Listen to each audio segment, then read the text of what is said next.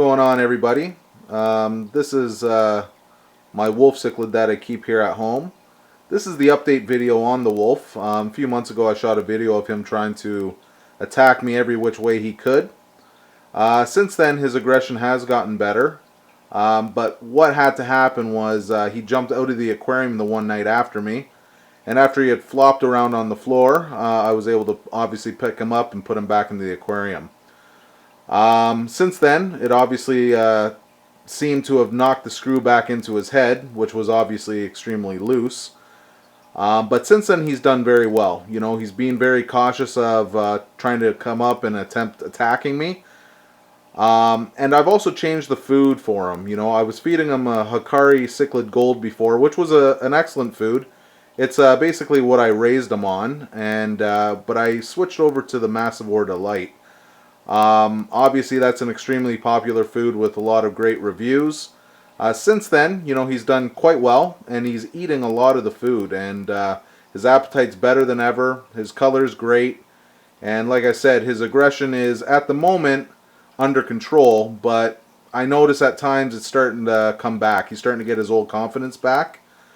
A lot of people ask me why, you know, I don't feed them feeders and everything else like that, but obviously any of the experienced hobbyists know that if you have a predatory fish and you can get them on dry and live food, or sorry, dry food or even frozen food, that, you know, you try to avoid feeding them feeders at any time that you can. So basically, if I were to introduce live feeder fish to this aquarium, there's a good chance that if he didn't eat all the feeder fish immediately, whatever parasites and sickness that they had on them can be basically transferred to this big guy.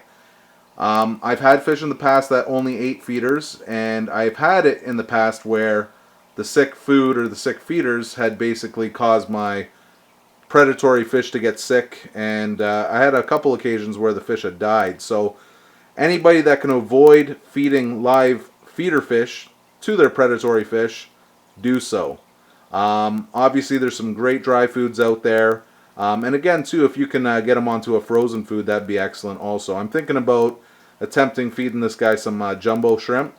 I imagine that once he gets a taste for that, that will be excellent for him. So like I said, he's doing quite well, seems to be quite happy, and basically you know, acting the way he used to act, you know.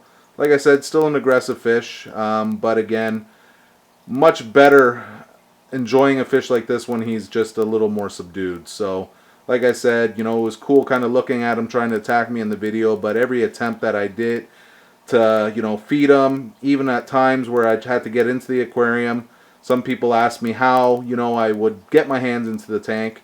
Some people laugh, but I used to use the end of a broomstick basically for him to take his anger out on, and then, you know, you see this big piece of driftwood, he'd go out and once he realized he couldn't do anything to the broomstick, he would just go and hide behind the logs. So like I said, great fish. Dovii are extremely intelligent.